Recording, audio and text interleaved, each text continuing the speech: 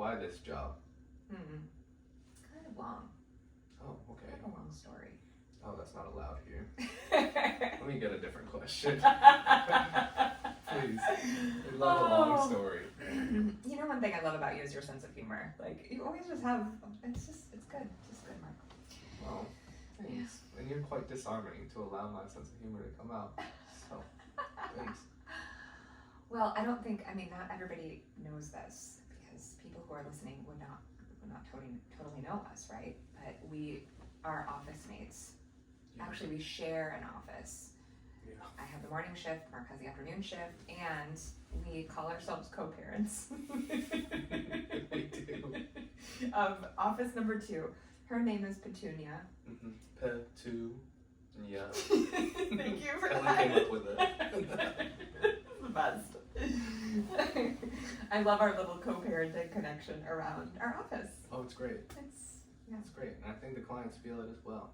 I do too. We just bring a level of energy that other offices in our general office don't have. And I'm confident in saying that. I can see the confidence. Sorry to everybody crossed else. Your legs. Yeah. Like this is yeah, no one's office compares to ours. So you want me to tell the story about how I got here? Mm-hmm. Okay. I think the people want you to People tell want to us. know. Yeah, the people need to know. Well, it's kind of a long journey because I didn't expect to be a therapist. I actually, when I was in high school, my desire was to be a guidance counselor. And I feel like people want to be guidance counselors for one of 2 reasons. And this is, I haven't done research on this, but this is my sense, is that they either have a great time in high school or they have not great time in high school. So they either want to be back in high school because it was so fun for them, or they want to help kids who have a hard time in high school.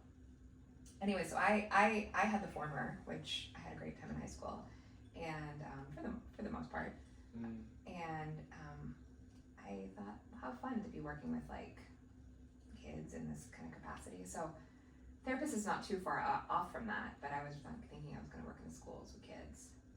And through a series of events that were just sort of through college, I found myself applying for grad school in both guidance counseling and school psychology. And the part of the problem, or part of the reason maybe, is that I wanted to live in Seattle, and Seattle, UW didn't have a counseling program at the time. I think they still don't. They don't have guidance counseling, I don't think, but they just got rid of their guidance counseling program.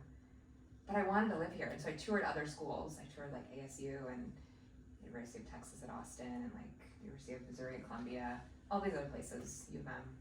I went to the University of Minnesota, so I applied to their program too. And what's the mascot over there? University of Minnesota. Yeah. The Golden Gophers. Oh. Yeah. That is not what I thought it would have been. Okay, yeah, sorry, keep going. Yeah, what just flashed in my mind though is the theme song, or not the theme song. What is it? The fight song. Oh, the fight song. Yeah, but I know Are you gonna sing it right now? Yeah, I'm trying to think. Actually, the first thing that came to mind was my high school fight song. Oh. But then the University of Minnesota fight song. Or if your high school's fight song. What was your high school's mascot? A pirate. Oh. What was yours? My high school's? Yeah. A lion. Oh, that's a good one. College pirate though. Ooh. Yeah. Sometimes I like to do that funny thing where you kind of go through all your mascots, like Bulldog, Viking. I have all these mascots. Yeah. Did you have one before high school, a mascot, to your middle school or? Yeah, Viking. Viking. Yeah, and my elementary was Bulldog. Bulldog. I went through pre-K through 8th. Yeah. Oh. And ours was a falcon. That's a good one too. Falcon to lion. Okay. To pirate. Huh. You only have 3. 3. Oh. And yours? A bulldog to Viking to pirate to Golden Gopher. Golden Gopher. To what's the University of Washington's? Husky. Husky, thank you. Oh, yeah. The Seattle people who are listening to this are gonna hate on you. Unless they're Wazoo fans, then they're not gonna care. That's true. That's true. I know. That's so funny that I like didn't register. I've been here for 20 years now. Oh my god. You said you wanted to move to Seattle. Mm-hmm. How come? Especially knowing that it rains so much over here. Yeah, I don't know if that registered to me when I was a kid. Like, you know, I'm from Wisconsin. I'm from Green Bay, Yeah. as you know. Mm-hmm. I'm a huge Packer fan. That you are. As you know. If you're watching the video, Packers gear on. Packers cup here. Packers just won the day. They did. Oh, great game. Yeah. I was sort of dreaming, like, today, I'm like, I hope I can talk about how the Packers won on the podcast. Oh yeah. This is my dream coming true. Oh, I was prepping for this, and I was like, should I have Kels do a play-by-play here, like the favorite play of the game? But anyways. Well, we all know what the favorite play of the game was, that interception. 22 seconds left. Anyways. Yeah. Okay. Yeah. Game-winning interception, of course. Amazing. Yeah. Yeah. Anyways, moving to Seattle. Yeah. Well, my mom's best friend lives in Seattle. She lives in Covington.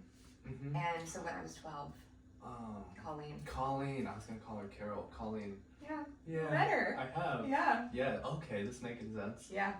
And so when I was 12, we road tripped out here from Green Bay, and it was like 12 days. We came out 3 days, and we went back, and we stayed.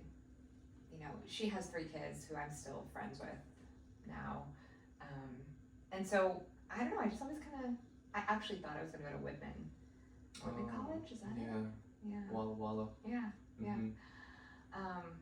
But I didn't. So I don't know, I guess I was always drawn to Seattle. And so when the opportunity came up to move for grad school, I was one of the first in my family to go to college, and then grad school was sort of a whole different thing. So I didn't have a lot of guidance. I didn't really know how to figure out how to pick a school. So I ended up applying to the school psych program out here because they didn't have guidance counseling program, and I was like, a professor at University of Minnesota was like, it's pretty much the same thing, especially if you want to get a PhD, which is something I was interested in. And so then I was like, okay, that seems good. And so I got accepted, and I came out here, and it was not a great program. No. No. Oh. No. What wasn't great about it? Well, I think that at first I couldn't work out if it was like because I had moved 2,000 miles and I was lonely and Paired with homesickness and such. Yeah, and just grad school is hard. Mm-hmm. It's just hard. I mean, nobody really gets out unscathed. It's a hard thing to do. And so, but then I worked out over time that it wasn't a really good fit for me. I didn't really know what school psychology was when I got in the program, and I couldn't really work out what we were learning, and it was like a bunch of factors. And then throughout the 2 years, the program is a 2-year program, and then you get the master's after the second year, and then you go on to internship, and then you take a test to get licensed. And in the second year, the program lost accreditation through NASP, which is the master's level, and through the APA, which is the PhD level.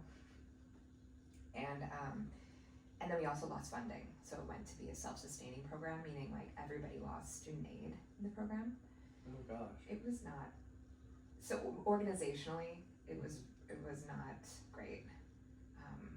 And so I switched advisors after my second year as I was going into the PhD program, and I was in internship, and I was like pretty sure like I didn't want to continue, and I emailed them so many times to try to get a meeting with my advisor, and then even a meeting with my former advisor, and nobody would email me back because I wanted them to say like I wanted to be like I'm gonna quit, and I wanted them to be like don't quit, and then nobody got back to me, so I ended up just quitting over email. Wow. Yeah. So I did 2 years of a master's program, and I got my master's, and then I quit during the internship, and I was like kind of stressed because I was at this weird spot in the mental health world where I had a master's, but I didn't have the internship hours for a license. I didn't have a license, so that kind of put me in a precarious position. Yeah. Jeez, wow. And what a series of unfortunate events for the program. Yeah, we're like what? One after the other. Couldn't catch a And Yeah. you just got the shit end of it with your friends. Yeah. Oh man. Yeah. They had accepted too many people to the program that year, and they weren't prepared for it. There was just a bunch of other things that went on too that were kind of like logistical. But so yeah, so then I got a job at a company, an educational company that does continuing education for teachers across the country. And so for 2 years I traveled full time. So I was going to a different city every day and spending 18 hours in a city setting up a seminar and taking it down, and then Really? the next one. Yeah. Wow. Yeah. I didn't know that. Yeah, yeah. It was an amazing way to spend my mid-20s. It was so fun to be like on the road with a bunch of like, the position was called program manager. So there were 25 of us that were across the country, and I saw the country. I mean, I saw so many places, and it was great. My gosh. It was fun. Yeah. And I met my husband, who now is my ex, but in that job, so. Wow. It was nice. Yeah. Yeah, and then I started, after that position, I started working at Seattle Children's Hospital, and I started at the front desk, and I loved that job. It was amazing. I worked at the Autism Center. They just opened, and then after a couple of years, they were growing, and they needed somebody to help do the diagnostic evaluations for kids going through the assessments. And that's what I was trained in. I was trained to do cognitive, academic, and neuropsych assessments through my school psych program. So it was a natural fit. It was like, oh, I can do that. Right, already had the background. Yeah. Yeah. Yeah, I was trained to do it. And so I transitioned after about a year to that, year and a half. And then that's when I started to, and that's when I thought, I think this is qualified as hours because I'm supervised. So then I started to collect hours for the LMHC, and then I got my LMHC in 2015. And I actually didn't even think I was going to use it. I'm like, I don't know if I'm actually doing this. I'm getting hours. I'll count it. It is what it is. Yeah. Yeah. So that's what I did. Yeah, and I did some groups, and but mostly I was doing assessments with kids who were going through the diagnostic process for autism. Wow. And yeah, and then in 2015 I got the hours, and I applied, and I got the LMHC, and I was like, all right, great. Moving on. Like I just kept doing that work. But then on the side, I wasn't as creatively fulfilled through the role as I wanted to be, because it's standardized testing, so you're just doing like the same assessment over and over again. And so I started a personal styling business on the side, and I kind of got like, it was almost like in vivo therapy. How do you mean? Like I got a chance to like be in an experience with somebody who was like actively seeing themselves in a different way, or like confronting parts of themselves that either like they were familiar with, or they didn't like, or they wanted to change. And so it was really fascinating for me to work with that with people. What led you to personal styling? Like, I've known this about you for a while. I mean, like, what started that for you? I thrifted a lot when I was a kid. My mom and I would go, and a couple of friends and I would go, and it was so fun to do with high school. I used to do with my high school boyfriend all the time. And They have good thrift stores in Wisconsin. oh my gosh, yes. And in like the 90s, it was so great. Like, I have an old Seattle Seahawks shirt that my high school boyfriend thrifted in like 1999, and it's a good one. It's like a throwback 90s. Like, oh, you still have it? I do. Have to bring it out sometime. I should. Yeah. How dare I? Right. I Or mean, Seahawks well, the right Seahawks now. are going to take the NFC this year, so. Yeah, so we better dust off the shirt. Whew, okay, that's hard for me to hear. Back to personal styling before we riff on football for like the next 20. We definitely could. So thrifted a lot when you were a kid, huh? I did, yeah. And then when I moved to Seattle, I thrifted more, and I thrifted actually, like, we furnished my whole apartment, my first Seattle apartment, for like $300. Shoot. It was just amazing. so I was used to it already. And then when I started my job at Children's Hospital, I don't know, I wouldn't say that like I did anything special. I just was like wearing what I would normally wear. And my coworkers were like, really like your style. Where do you shop? And I said, I shop at Goodwill. And so what ended up happening is they started asking me to shop with them. And so You just had the touch. I guess so. I mean, I was like, well, I don't really know what's in your closet, so maybe we should start there. And so we did. We started there, and we started like kind of going through their stuff, and then I'd make a list, and then we put together outfits, and I'd take photos, and then we would look for those things, and then so it just, I did one person, and one person came to work, and people were like, whoa, you look different. Mm-hmm. She's like, well, I shop with Kelly, and then it just started picking up. People were like, oh, I want to shop with Kelly. Oh my God. Yeah. So after a couple of years of that, I was like, I think that's a business. Yeah. So I started a business, and then it just kind of kept rolling. And then what happened is I ended up getting press, and so I was like, I need a website, I guess. Like, I don't know how to do this. It all just started snowballing. Yeah. Wow. Yeah. So in 2018, I left Children's Hospital and I started styling full time. Business was like that. Sort of. I mean, Sorry. It wasn't. Maybe it wasn't like that.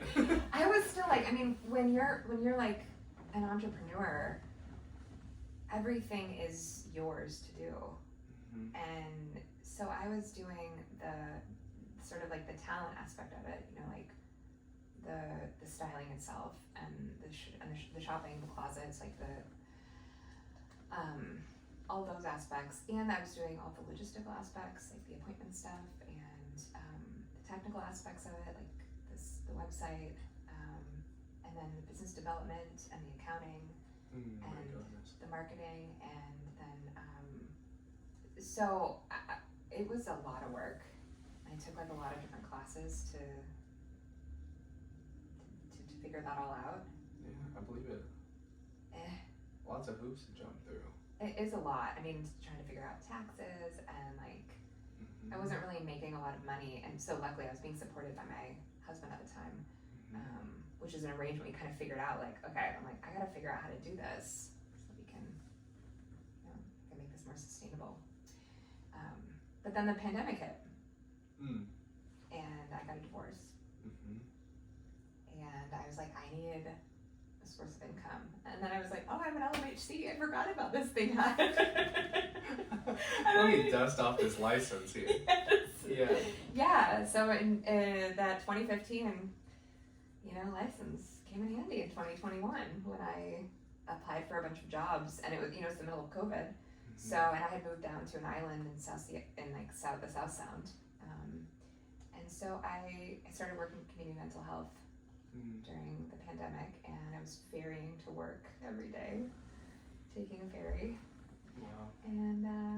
And that's where I really cut my teeth, almost as some people do when they're doing an internship in community mental health. I was like, I actually don't really know what I'm doing. So I shadowed a bunch of people, and I mean, it was 30-minute appointments. I saw 16 clients a day. And that's how I started. Jeez, so much. It was intense, yeah. I feel like there's so much here that I want to ask you more about. So, I mean, maybe we can go back a second and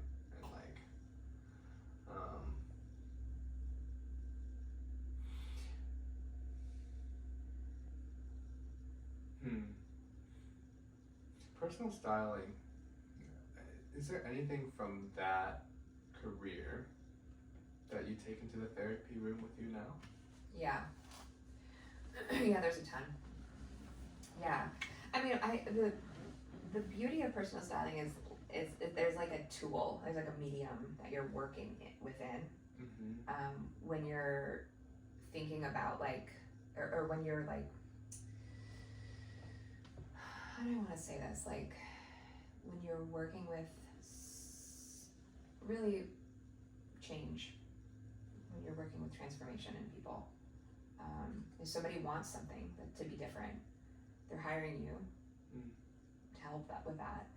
And so there's so many aspects of personal styling that like I sort of take into therapy with me. Like one thing that I had, a requirement that I had for my clients is that they have to take at least one style risk when they're buying clothing. So it was set up so that I would go to Goodwill. So most of my styling was done secondhand. And I had like all of the Goodwills in the Seattle area kind of mapped out. So I know them and I knew where to go, you know, based on like where somebody lived or like, so, or what their price point was, what they cared about. Some people cared about labels, some people didn't. So we would be there and I'd go first to pull for about an hour clothing based on what they want, what their size is. And then when they get there, I have them wear like a basic black outfit. Because there's no fitting rooms anymore at Goodwill. Right. There were, but now there's not after COVID.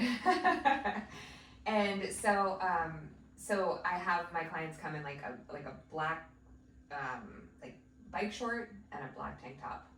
And then we just post up in like the mirror section and I have this huge cart and we just start trying on things.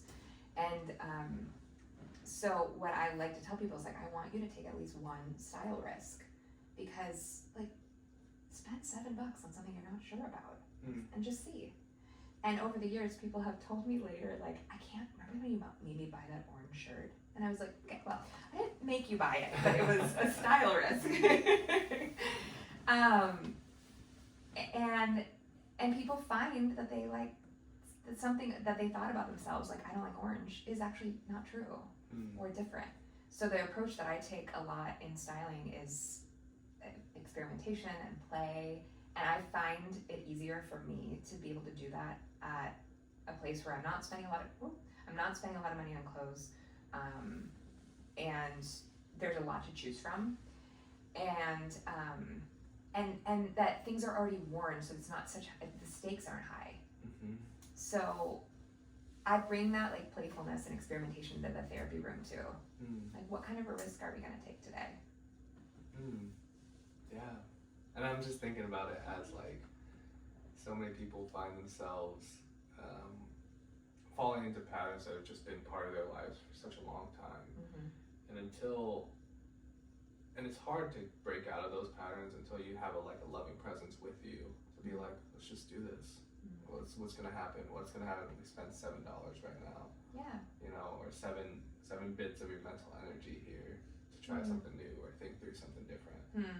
And I just think how empowering for your clients in therapy and your clients in styling to have you there to be able to get them to that point where they're comfortable taking a risk on an orange shirt that they think doesn't fit them. Yeah, I mean, it's kind of about, I mean, a part of the process in therapy is like about this developing a dual awareness, you know, where you're able to kind of have the experience and watch yourself have the experience. And I think a way that can happen is to not take yourself so seriously. And so I think like to have the medium of style to do that, you know, like I don't consider, if somebody asks me what my style is, I can't really say, because I will pretty much do anything. I don't really have a style. I think like, well, I want to do it all. Like I'll go into the kids section. I'll go into menswear. I'll go into. I just don't have any boundaries with that stuff, because it's like, it's just clothing. It's just, you know, I feel like it's just a sort of a field of play for me. And that's sort of how I feel about mental health too. I love what you're saying here, and it really, the word that comes top of mind is confidence. And when I think about clothing or just external things about our appearance, that a lot of people think hard and long about, you know, that level of confidence isn't there for everybody, where they can be like, let's touch every section here and see what works for me, like you're saying. Yeah. How do you come to build that confidence within yourself?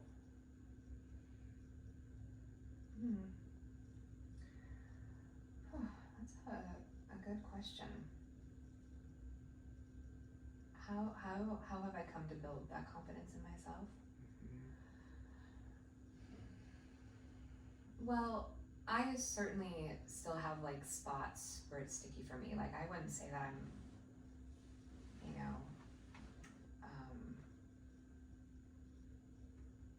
like this is always, it always feels easy for me to do that. Because I mean, for one thing, if we were to focus in on like something like, my mind's going so many places right now. I love it. I'm watching you think through this. I like can't focus it. You're good. I'm thinking about like how we're conditioned. So I'm thinking about like socially we're conditioned, especially as women, to sort of glorify the idea of being flattered or like having a style or a look that's flattering, which essentially for me equivocates just to flattering is like sort of looking small or looking lean or looking thin in some way. And I personally hate this. And I hate that has become sort of like the standard or like what's appealing, because there's so much more out there. And yet I find myself still having, sometimes like that will pop up like, ooh, this doesn't sort of make me look the leanest possible. And I have to work with that too. And so I guess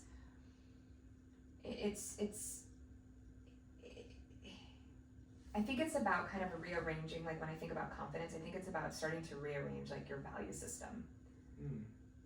Like it's not that the value system that we've been taught can't be there, but it's sort of like, I don't know, I'm doing this thing with my hands, and it's like, I feel like it's like massaging the value system. Yeah, kind of letting air out where it can. Yeah. As I'm also thinking about this massaging the value system imagery here, where it's like, yeah, even, it doesn't mean we have to completely trash whatever value system we put around, or societal value or cultural norm or expectation. But it's that we're massaging it to work within what we want it to be. Yeah, I'm very aware of what sort of like the cultural standard is, or like what, you know, but that's the thing is like, I think it is being aware of it. It's like I can see when I start to want that in myself, that like, oh, I'm like, oh, but is this really, what am I going for? Like, what is the goal here? Do I want to be comfortable? Do I want to look a certain way? Because I, as a stylist, I'm sort of like a visual thinker. So when somebody says like, you know, sometimes I'm creating something that is very intentional. I'm typically doing that. Like, oh, I'm right now in this moment, I'm wearing like huge baggy pants. They're like, they could be a skirt and one leg of them, you know, like, and that's very intentional. I like the architectural, interesting look of that. And also they're really comfortable, and they're actually not very functional. Like I can't walk up the stairs with them. So funny, because I was just gonna say that. Can't even walk up the stairs. But they work though. And so those are things like I'm thinking about, like actually these would work if I cut them off. I know that. So like I have enough experience with like the way that clothes work on my body, because I've experimented with so many things, that I can start to make them work for me. And that's sort of how I see therapy. Is like if we're not talking about something, we're not learning about it. And if we're not learning about it, we're not like open to the possibility of other things being able to be true or more flexible or more available. I mean, what I'm hearing there, like as you're talking, I'm thinking often there's a question of therapy of, is awareness by itself enough to bring about change? And I hear you saying, even in your like own stylist or styling yourself journey, there's a level of awareness to know like what exists in this value system, what exists in society, expectations of women, and everything that you're mentioning, along with action of you experiencing these different styles and figuring out what works for you. And I guess I'm just saying all of that to say, like, do you feel that's how clients come to change too? Building awareness and then having some sort of action? Or how would you describe that? I think it's building awareness and having the flexibility to choose. Tell me more. Because I feel like I have the flexibility to choose what works for me or what I want, what I want to achieve. So I've built enough, at least, like, I have built enough, like, I guess, what's the word I want to use? Like repertoire or like a dictionary sort of for myself, about like different types of things. Like I know what I prefer. If we're just talking about clothing, for example, I know what I prefer. Yeah. But I'm not, and if somebody were to say, what about this or this, I could probably say like, oh, that has worked for me in the past, or I used to, yeah, or no, I found this. But I'm also not opposed to trying those things again, because I think we're constantly changing. And it's okay to want things and it's okay to not want things. But I don't feel myself closing off to things. I just kind of I'm not really attached to the way, I don't know, that clothes are. And I think that can be a nice place to get to emotionally too. Not being too attached to the emotions, letting things come and go. Sometimes people come in and they're very attached to certain ways of being. Like, this is who I am, I'm depressed. And, I mean, that's something to take seriously. Yeah, I bet you are. And can we build a little bit of flexibility around that concept, around that, I don't know if you want to call it a story, or around that, like, kind of... Yeah, a label, Yes. Story, narrative, whatever frame we look at it. I get what you're saying about clients coming in and feeling that all their life for past couple of years, this is just how they've seen themselves, how the world sees them, how practitioners out there have labeled them, and like, Yeah. I'll just have to figure out how to live within this bubble that I'm in, and like fair, and we're gonna take that seriously. And what I hear you saying is, can we massage the bubble a little bit to see what else is there for you? Yeah. It's sort of this really fluid process between like getting, I mean, it's a lot of getting curious, but it's like helpful to name things. Like some of my clients, when they realize like, oh, this thing I've been feeling for 20 years is anxiety. Oh my God, what?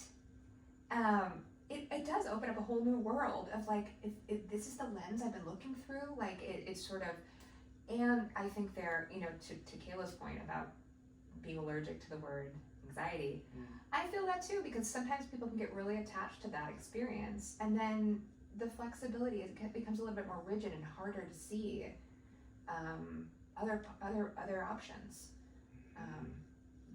Just in the same, I'm thinking about it in relationship to style, just in the same way when somebody's like, well, this is the only thing I wear. And it's like, oh, you only wear black. Okay. Well, I mean, that's fine. How'd you get there? What's going on? Yeah. Have you ever considered orange? Right. Let's take a style risk. Right, style risk. Oh my God. Yeah, what you're saying has me thinking about, oh no, I lost it. Well, that's gone. That's okay. It'll come back. It'll circle back, yeah. Yeah. But no, I love this.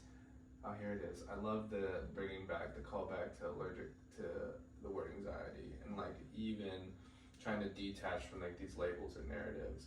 Because often on my side of the room, I'm looking at the client and I'm like, there's a level of distress here.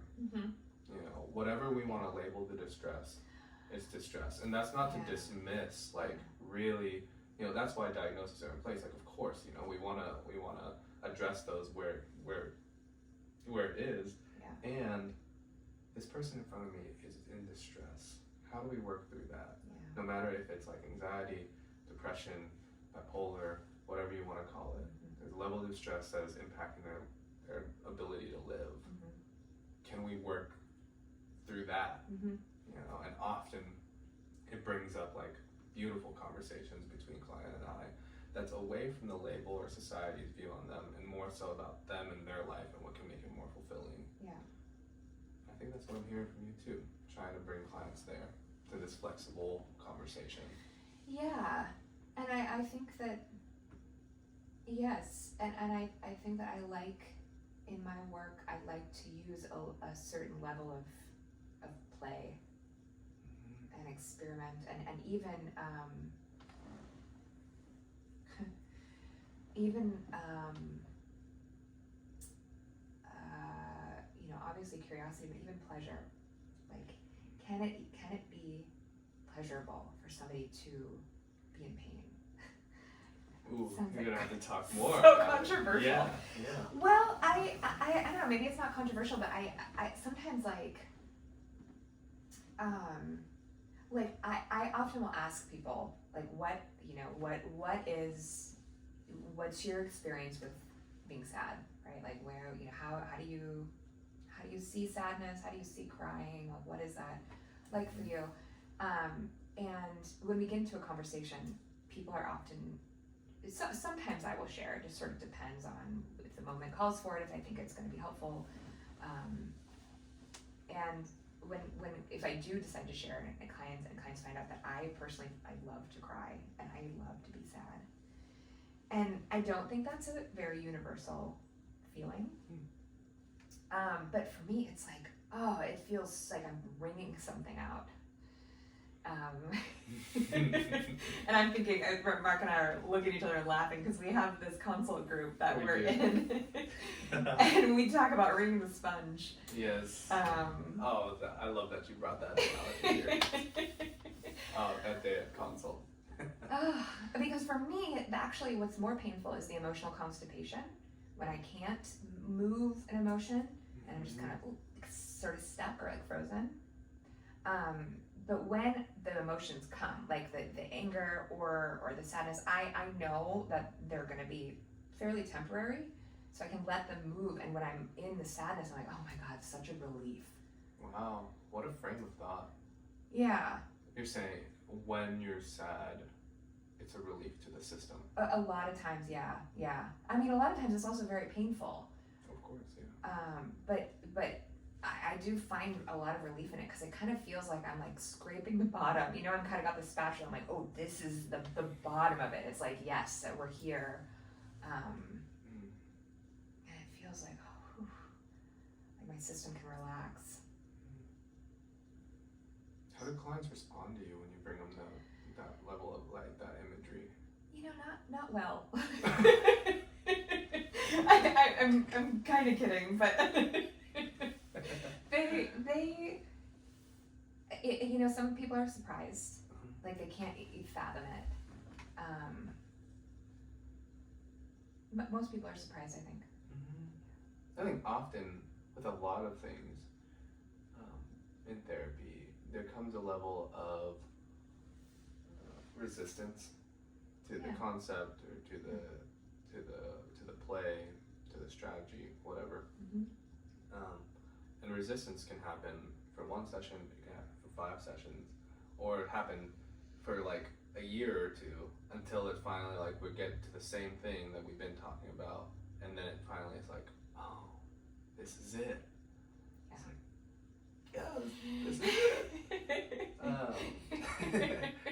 And like, you know, some things just don't resonate with some people, of course, and often we have to get past those patterns or cycles in order to massage out these places. Yeah, it's really, there's no real telling when someone will arrive at a felt sense of something. Yeah. There's really no telling. Does that get tiring for you as a therapist? Generally no. I actually just had this conversation with one of my friends who oftentimes will say, hey, stop me if I've already told you this. And we had this conversation recently where I asked her about that, finally after like 20 years of being friends.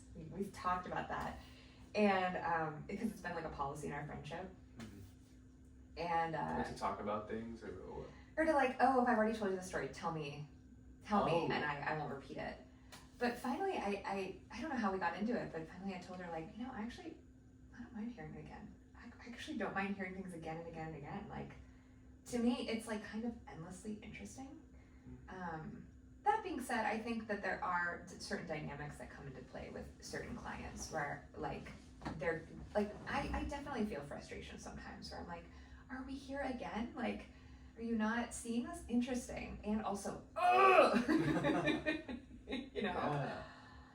Because, I mean, just the way that we love clients, we also get frustrated with clients. Like, I mean, that's part of the love, right? that's part of the love. Yeah, if we're not getting frustrated with them, I feel like we're doing a disservice. Yeah. I mean, this feeling that you're naming, do you ever share that with them?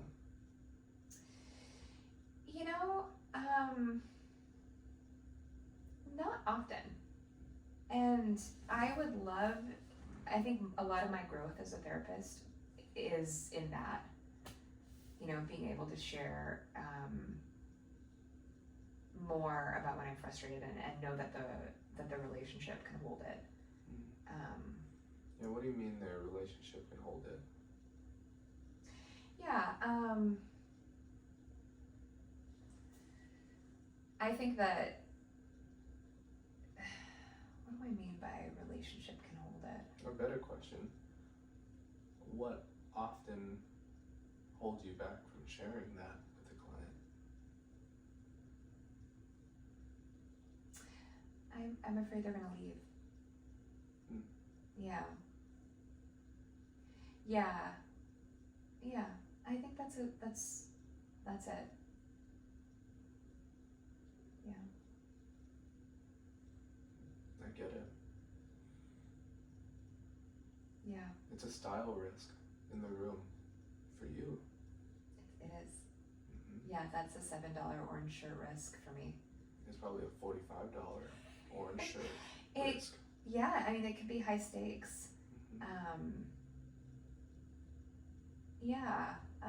I think that there have been times where I've shared that and it has been okay. But I think that's something that's sort of universal about being a therapist is knowing that our clients can leave at any time. They're free to leave, and that is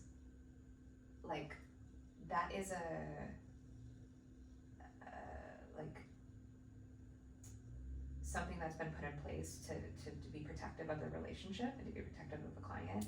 And I think it's often, I've heard people talk fairly like consumers of therapy, clients of therapy, talk sort of flippantly about that, and it's an attachment for therapists too.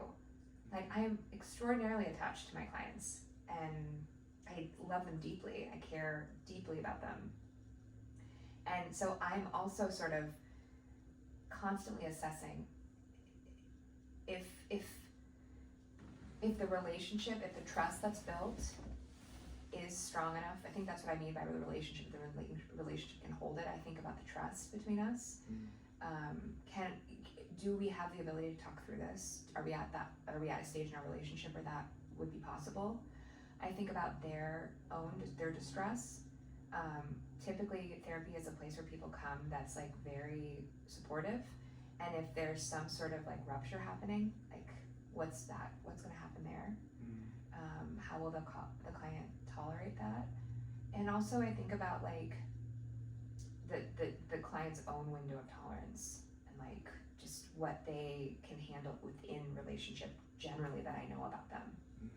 So those are all the things I'm thinking about when I'm deciding whether or not I'm going to say, I'm frustrated right now. Right. We keep circling here. Yeah, it's like the responses we're giving in the moment are often a lot more strategic than people think. Definitely. I mean, like you're saying, you're listening out you're considering all of these things while someone's telling you what's going on in their life. Yeah. And then as they wait for your response, you're like, oh, shoot, yeah, I talk now. And yeah, what is your window of tolerance here? And it's like you're thinking through all of these things in order to maintain this relationship while also pushing the client to change, while also not wanting to upset the client, while also containing yourself. Yeah. while also managing the space. And I can go on and on. It's like so much. And I know you and I have talked about this before, of like, especially when I was trying to come up with my doorknob questions in the beginning of this podcast. Me and you were shooting the shit, and you were like, "Oh, an interesting question is, what's a part of the job that not many people know?" That's right. Or don't consider. Yeah.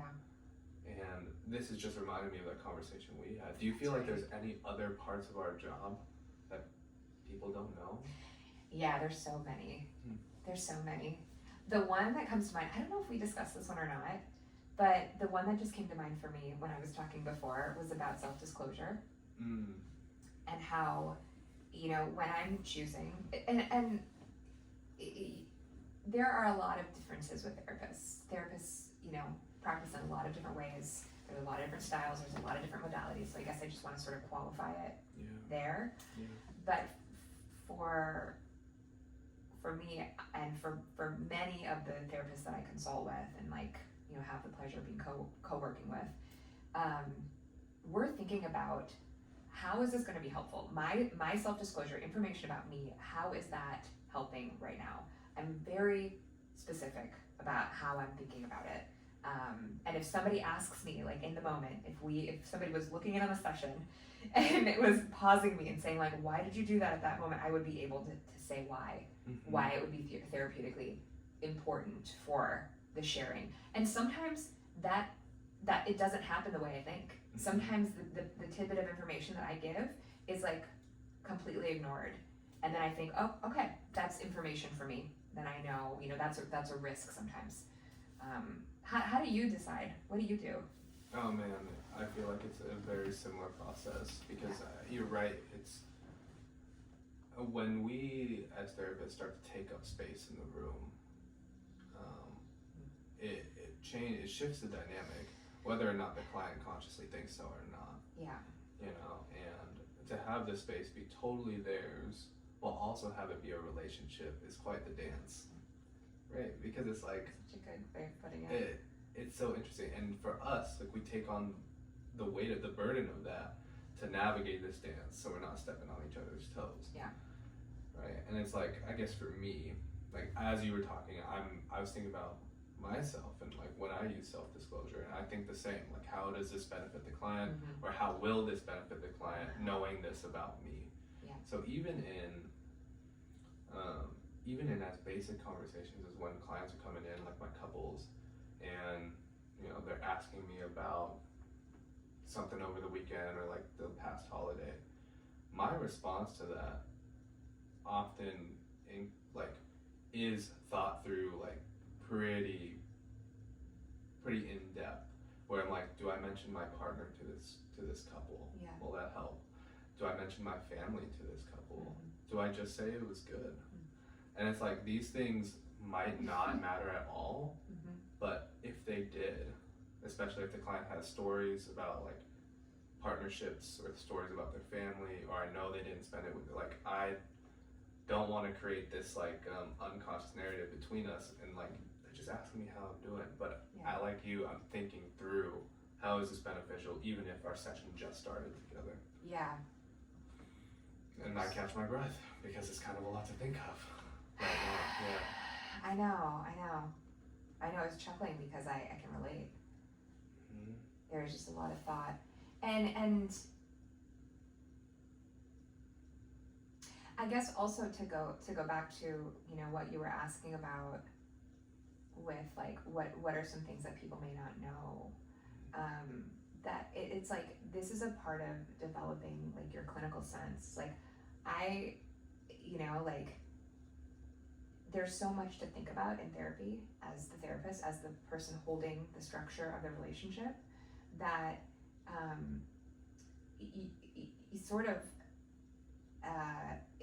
it's overwhelming to start breaking it down and to think about all of the emotional and mental work that we're doing to create a certain type of space for somebody, and so much of it is personalized, not entirely, but like I just mean like it's a relationship that I have with that individual client, and so it's not like changing the space physically. Yeah. But there's a certain way that I'm thinking going into each session. And that, I think that's an important part of developing your clinical sense. So it can be a little bit more automatic, because at the beginning of the work, it's incredibly taxing to develop the stamina to do all of this at once. Totally. So I guess I just say that as a part of, what people may not know. Yeah. It's all so much, and it is overwhelming. As you prepare for sessions or go into one, especially if it's like a difficult client, difficult whatever you want to define that as, like y'all just haven't been vibing, or something's off in your relationship, whatever. How do you mentally prepare to take on that emotional weight? Do you have a mantra? Do you say something to yourself? What's your way?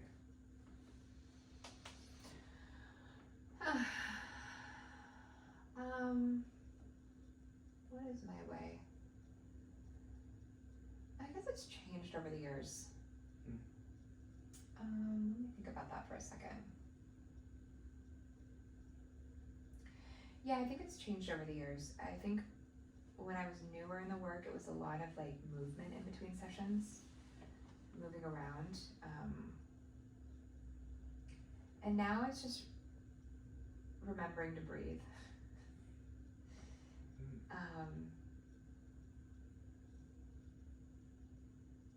Yeah, I don't really have anything that I do right now. I think actually what I've been feeling lately is like a wanting to revisit some of the basics in our work. Meaning like how I manage my time, how I prepare for sessions. I've had a lot of personal stuff going on, and there's been a lot of change in my world, and I think I'm coming to a place where I want to feel a little bit renewed, or realize there's like an opportunity for grounding into something different. And yes, I guess that's up for, if anybody has any ideas, email the podcast. Look at this camera as you're saying that. I got so zoned into you, I was like, oh yeah, there's other people listening here. Maybe I could crowdsource. No, I love it. So you're saying that maybe there's no, at least right now in this season of your work, there's no like pre-session thing you do to prepare, rather than just catching your breath and grounding in yourself. Yeah, there's really nothing I do right now. I think people overlook the breath often. It is one of the most, if not like the most front forward part of our being that connects us to ourselves. So I think it makes sense, especially as you're talking through connecting with your clients and doing so in such a intentional way, that you start with just getting back to your breath. Well, because you'll notice that I'll hold my breath when I listen. And then it's sort of,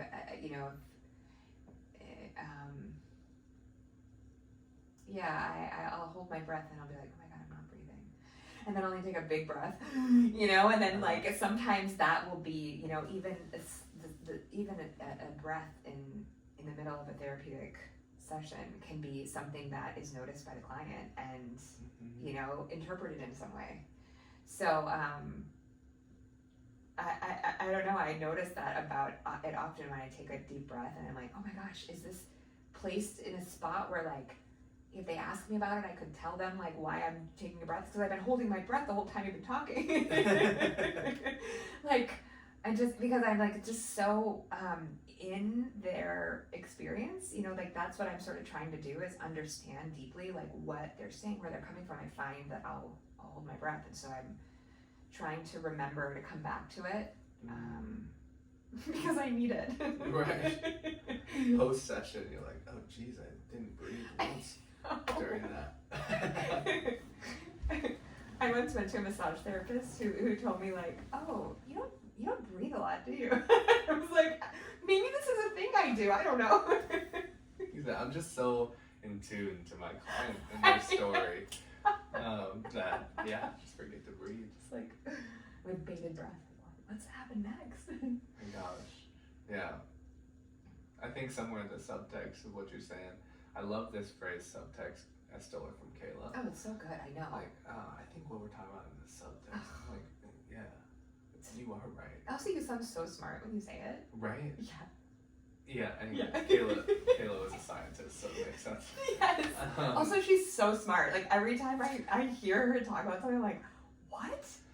Like I just need like if I could get 1/1,000,000th of what she has, like I feel like she just makes me a smarter human. Half of the title of this episode is just gonna be Kelly and Mark rave about Kayla.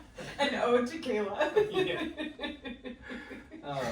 But in the subtext, I think of what you're saying. Like I'm hearing the sense that therapy, as the therapist, takes a toll on the body, and takes a toll on the mind, and like, it can be depleting of like our own personal energies.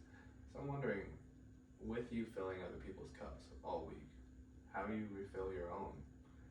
At the end of especially at the end of a longer week. My number one go-to is lying on the floor, flat, and staring at the ceiling. I think that's my number one. What's that do for you? It just helps me, like, I feel like I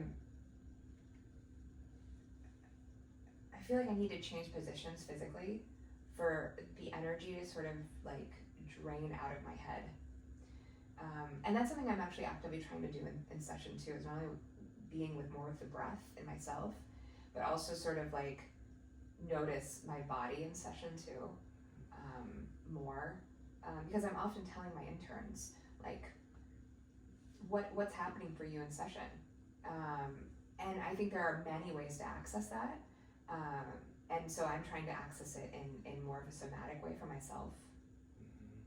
I guess more recently.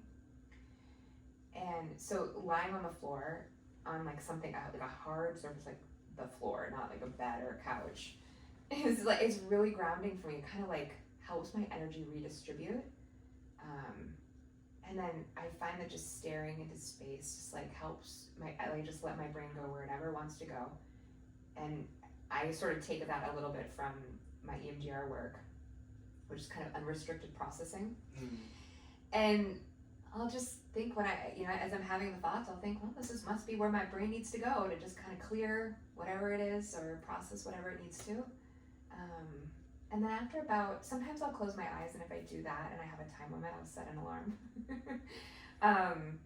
But usually I find that I don't usually need the alarm, because after about 10 minutes I feel like pretty, like more clear.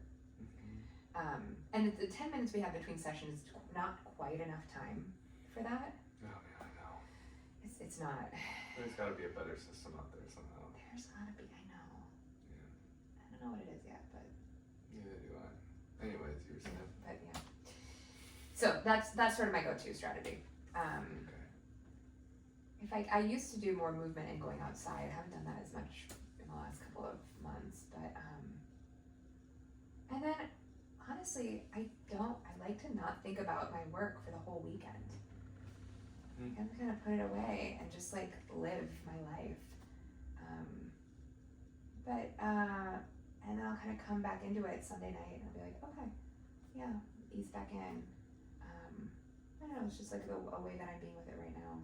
Yeah, I love it. It sounds so sweet to yourself. Yeah. And like, thank you for spending some of your weekend talking about your work. Even though you put it away to take care of yourself. Yeah. It really means a lot to me. I love it. I love learning about you. And I really like that you mentioned your EMDR work. Because as I know, and maybe people listening know but don't, I don't know. Yeah.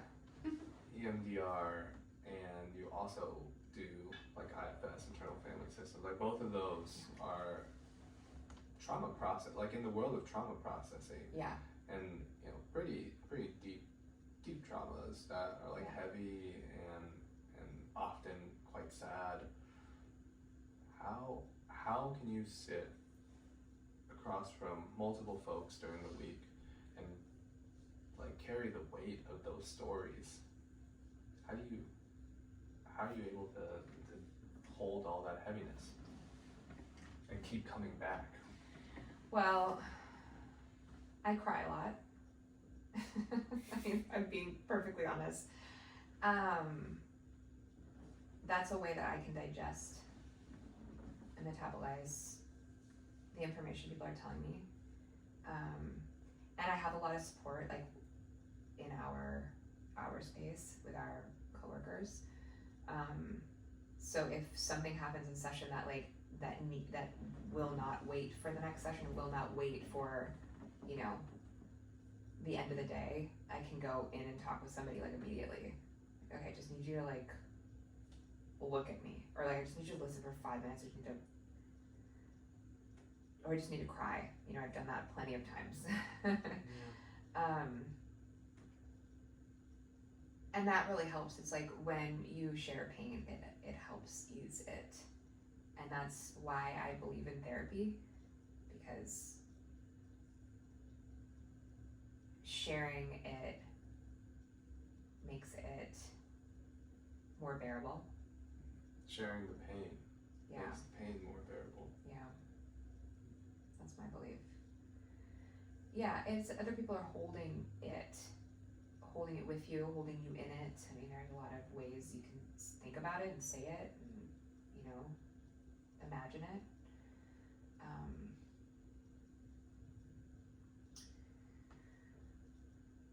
And I also believe in the I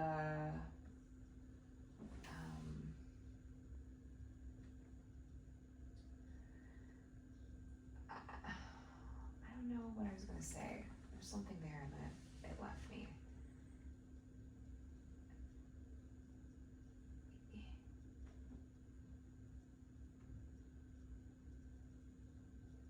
It's kind of a hard question to answer because it's also like I also am with people in relationship, so like I will be hearing these things, but a lot of times some of the hardest part is when somebody tells you these things for the first time, and it's when it's sort of a new relationship and you're getting this information without having context for what the relationship between you and the client is. Mm-hmm. Yet you don't know.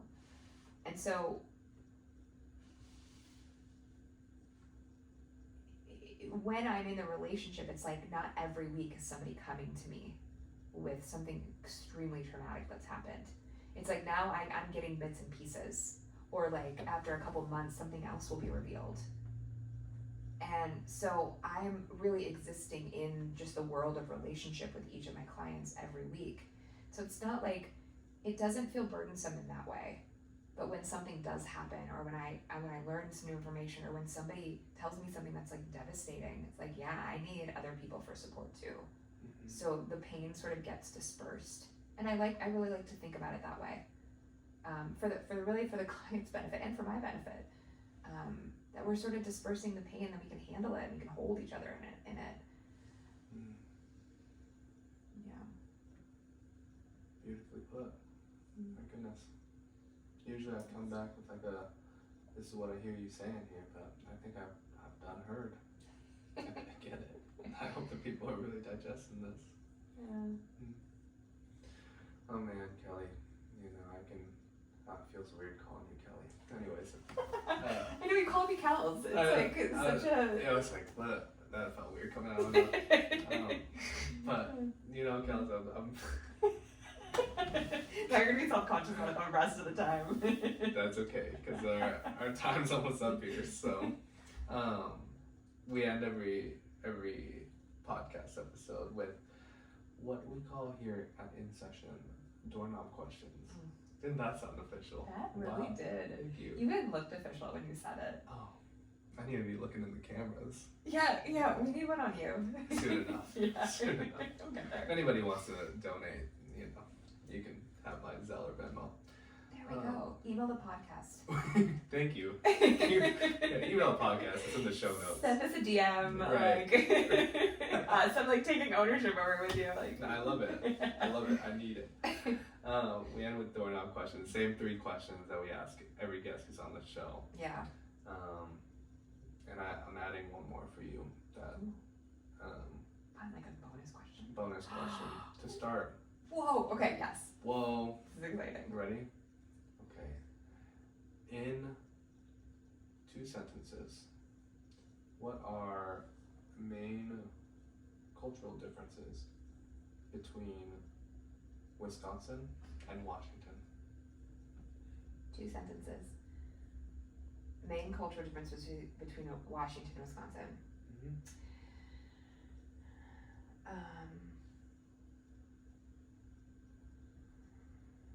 Okay. I think I've got them. Being concise is not my strong suit. But I think I've got them. People in Wisconsin are more extrovertedly friendly.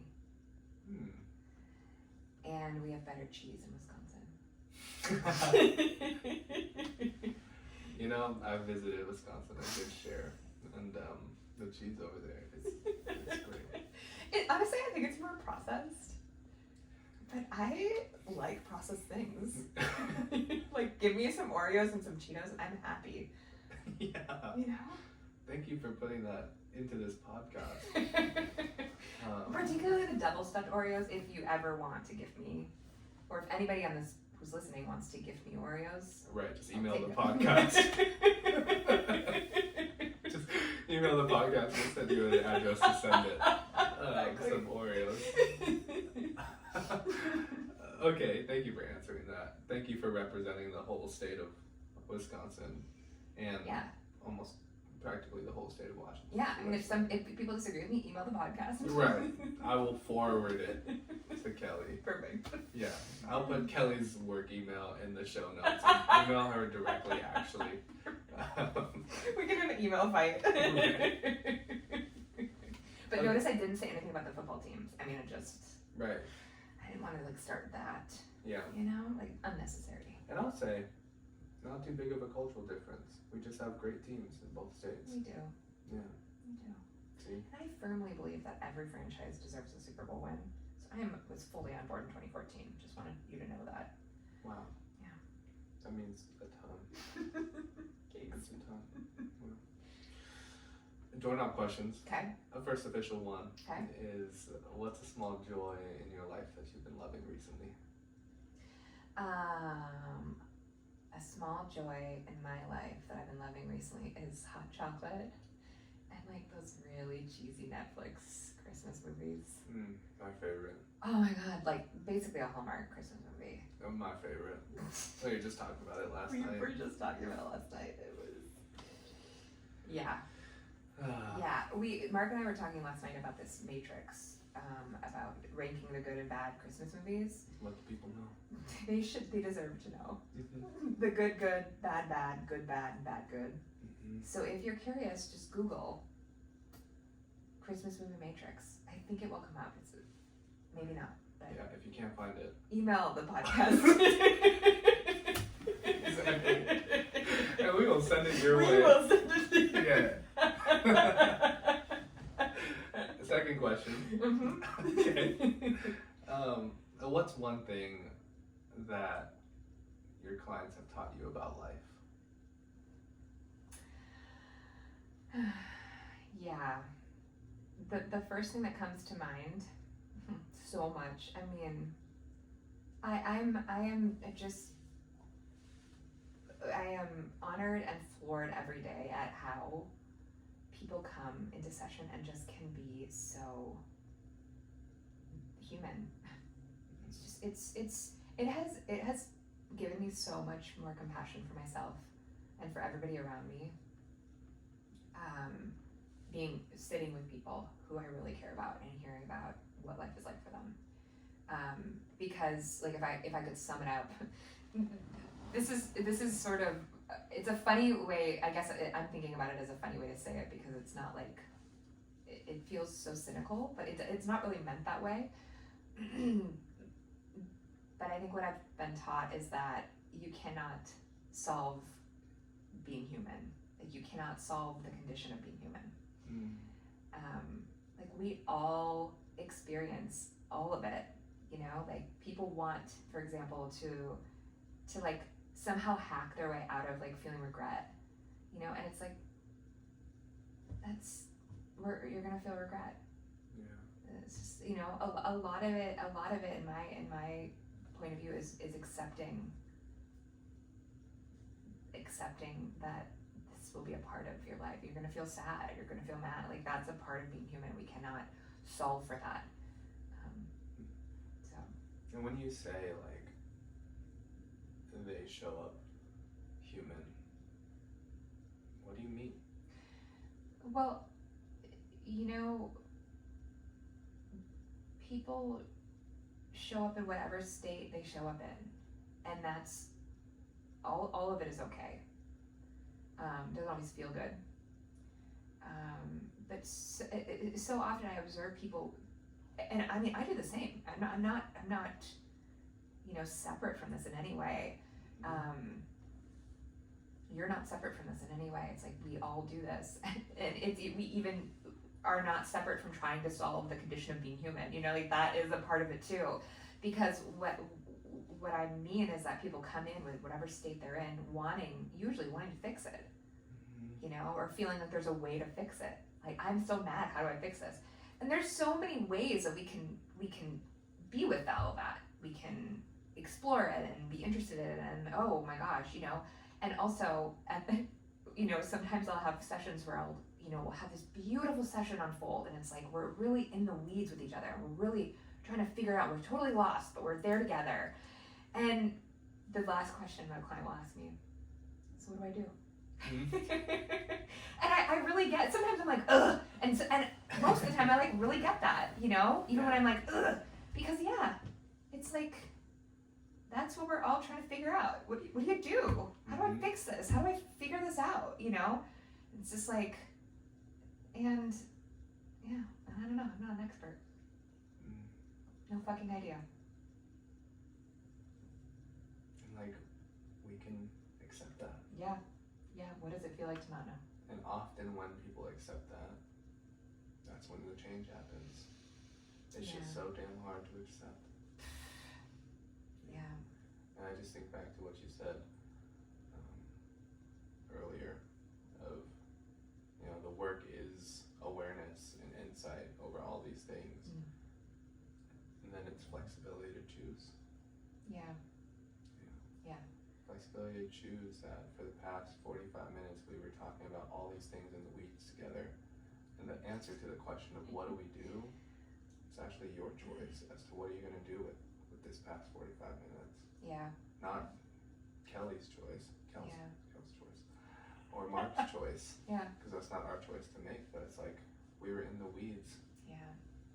What do you do? Or if there's nothing to do, is that okay too? What do you want to do? Right. What do you need to do? I mean, there's a lot of ways we can take that. It's like, yeah, I know that. Oftentimes I'll say, yeah, that is the question we're working with, isn't it? Yeah. And I'm sure all your clients love to hear that that one. one. Fucking love it. Yeah. Like, tell me more, Kelly. I can't wait to. That is the question. Yeah. A lot of times. Money. Yeah. A lot of times, like, bye. Right. Like, I know. Me too. Yeah. Often the answer is a $7 orange shirt. Take a style risk. Style risk. Yeah. Last question. If you could send a message or share a message with your younger self, what would it be?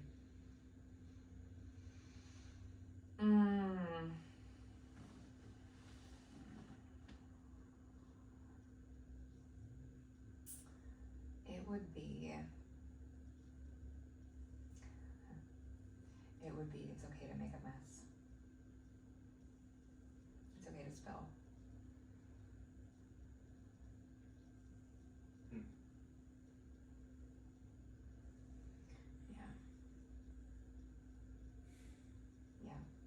Yeah, because the level of thought that I have and all the things I want to say now, it wouldn't register for like my, 5-year-old, 8-year-old, 12-year-old self. But you know what would register? It's okay to make a mess. And I hope that registers with everyone listening. Yeah. I love that message. Yeah. This moment is just making me think. I was having a conversation with Kayla's partner last night. We were all at this thing hanging out. But we had a holiday party last night. Yes. It was amazing. Amazing. And we karaoke'd after, and it was so fun. So I think the next sitcom should be like, not a sitcom, reality show should be like therapists to karaoke. Yeah. Yeah, so anyways. Oh. Write it down. Email the podcast if you have other ideas. No, I was talking with Kayla's partner last night, and it was like, I was listening to yours and Kayla's episode, and they're just, what makes it different from other podcasts out there is that the silence that y'all just sit in, you can really just tell it's two therapists sitting across from each other, because instead of filling the space, it's just in this moment we just had, I was like, oh yeah, we're sitting right in this silence. It's okay to make a mess. I know, that was so beautiful that you just let it land. I mean, that's the shit we train for. Right.